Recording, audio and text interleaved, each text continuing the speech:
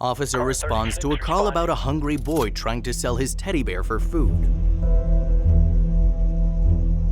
When in August 2016, a Franklin police detective found a 7-year-old boy wandering the streets alone and trying to sell his teddy bear in exchange for food, he knew he had to do something and help that little boy. What he couldn't have imagined was that this small gesture would not only help the boy and change his life, but it would also help him, and what at first was just a matter of doing his duty would end up transforming his life completely. Detective Steve Dunham loved his job above all else. Ever since he was a little boy, he had dreamed of becoming a police officer, as good as the detectives in the movies he had seen so many times. And finally, he succeeded. In fact, Steve graduated at the top of his class at the Ohio Police Academy, an accomplishment that would later help him rise through the ranks quickly in the Franklin Police Department, where he's now served for more than 20 years. For Steve, being a policeman gave meaning to his life. His whole world revolved around his job of caring for and protecting the citizens of his city. Perhaps because of this, he had hardly any social life, and when he went out for a drink with his squad mates, he never drank too much and came home early.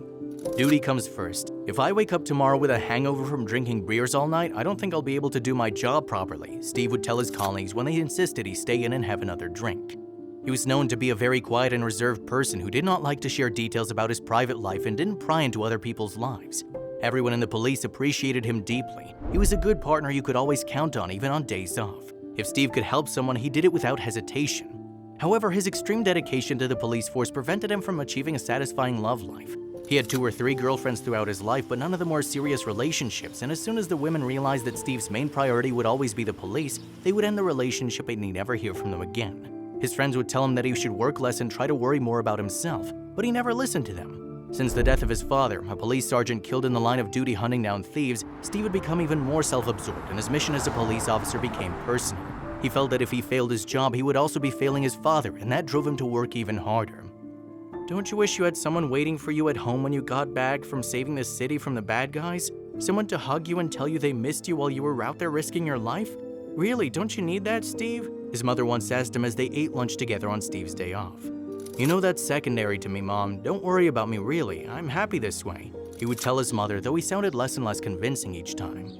Your father will be just as proud of you whatever you do, son. You know that, don't you? He loved being a cop, but above all, he loved us. And you, his only son, were his greatest pride. I'm sure he would want that for you. She told him one last time, even though she knew it was practically impossible to change his mind. Steve was really stubborn. Dad would want me to do my duty, and that's what I do. I never forget about him, Mom, never, Steve concluded, ending the conversation.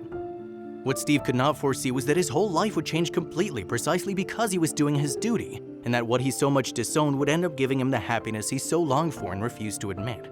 On August 16, 2016, Steve was making his usual rounds of the district streets when he received a radio tip that would change everything.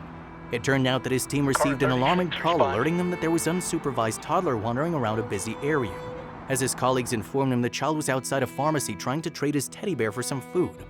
They also explained that the child, who appeared to be no more than 6 years old, was in very poor condition. He showed clear signs of neglect with a dirty appearance and extreme thinness that set off the officers' alarms. Can you get closer to that street, Steve? You're the closest officer to the area when we got the call. Go see what it's all about and try to help the kid. His partner asked him over the internal radio to communicate. Of course, partner, I'll take care of the boy. I'll be there in less than 10 minutes. Over and out, Steve replied, getting into his patrol car to get there as soon as possible. Upon arrival, Dunham found the boy right where his coworkers had said. Seeing him, Steve felt a pang of sadness he'd rarely felt before. This child was all alone in a pitiful physical condition and in desperate need of his help. The kid was walking up and down the street with his little teddy bear in his arms, asking people passing by for something to eat. It was truly a sad sight to behold. Steve approached him slowly and tried to engage him in conversation. He knew he had to talk to him calmly and without the boy thinking he was going to punish him for what he was doing. He was barely 7 years old and he couldn't treat him like any normal citizen. The boy wouldn't understand. Dunham crouched down next to the boy and spoke to him as lovingly as he could so as not to scare him and to get his trust. Hey little guy, how are you? What's your name? Steve asked as the boy looked at him with a frightened face and kept his distance. My name's Brad, sir. Am I in trouble? You're a cop, aren't you? My brother says that cops always show up when someone has done something wrong. The boy replied in a weak voice and avoided looking him straight in the eye for too long. You're not in any trouble, Brad. I'm here to help you and you can trust me. My name's Steve and I'm pleased to meet you, Steve said to reassure him and gave him a big smile. After several minutes of conversation, the boy relaxed and began to trust Steve. They sat down on a nearby bench and Brad explained that he was very hungry and was trying to sell his toy because he hadn't eaten anything for more than 3 days. Upon hearing his story, Steve took the boy to the nearest restaurant in the area, next to the subway stop, and brought him a full menu to make sure the boy would be well fed for a few hours. Afterward, while Brad ate a giant hamburger and fries, he explained to Dunham the real reason he had to take to the streets to beg for food. The truth was that the boy was the youngest of 5 siblings, all of whom were living in the same conditions as him and needed urgent help to escape the bad life their parents were giving them. 2 alcohol and drug addicts that the police had not been able to catch at the time. When he finished eating, Steve took him to the police station to take his statement officially and then decided what to do with him and his brothers. Brad's story had moved him deeply and he felt he had to do something urgently to save him from the life his parents had condemned him to live. "Don't worry about anything, Brad. With me, you're safe. I assure you I won't leave you alone and I will do everything I can to help your 4 brothers as well," Dunham assured the boy in the police car as they drove to the station. When they arrived at the police station, one of Steve's colleagues took charge of the boy while he and his colleagues on the squad went to investigate Brad's parents and find out what was going on with the rest of his siblings. A patrol went to the home where Brad had told them they lived, and what they found was truly terrible. His colleagues reported that the 7-year-old's abode was in deplorable condition. The house had bugs, the stench of cat urine, and bottles of alcohol.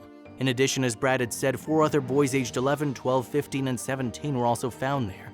All of them were in the same condition as Brad, and it was obvious they'd not eaten for several days and had not been able to clean themselves properly. The police also took them to the police station and provided them with food and clean clothes.